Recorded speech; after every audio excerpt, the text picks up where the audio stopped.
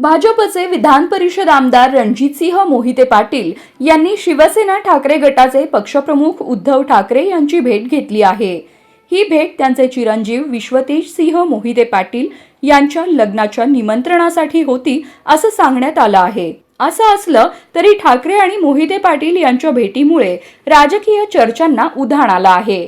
विशेष म्हणजे ही भेट तब्बल 1.5 तास चालली। यामुळे राजकीय चर्चा झाल्याची शक्यता वर्तवली जात आहे। भाजपच्या अंतर्गत राजकारणात सध्या रणजितसिंह मोहिते पाटील यांच्याविषयी संभ्रमाची स्थिती आहे। त्यांच्यावर भाजपनं महायुतीच्या उमेदवाराविरोधात काम केल्याचा ठपका ठेवण्यात आला आहे। यामुळे त्यांना यापूर्वीच कारणे दाखवा नोटीस बजावण्यात आली आहे। याच दरम्यान काही तासांपूर्वीच भाजप प्रदेशाध्यक्ष चंद्रशेखर बावनकुळे यांनी मोहिते पाटलांच्या सदस्य नोंदणी कामाचं कौतुक केल्याचं पत्र सोशल मीडियावर व्हायरल झालंय।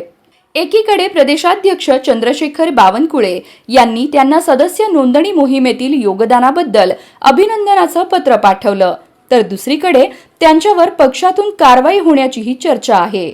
अशा परिस्थितीतच त्यांनी मातोश्रीवर ठाकरे यांची भेट घेतल्याने अनेक तर्कवितर्क लावले जात आहेत। मोहिते पाटील यांच्या निकटवर्तीयांनी मात्र ही भेट राजकीय नसून निव्वळ कौटुंबिक कारणास्तव घेतली असल्याचा दावा केला आहे।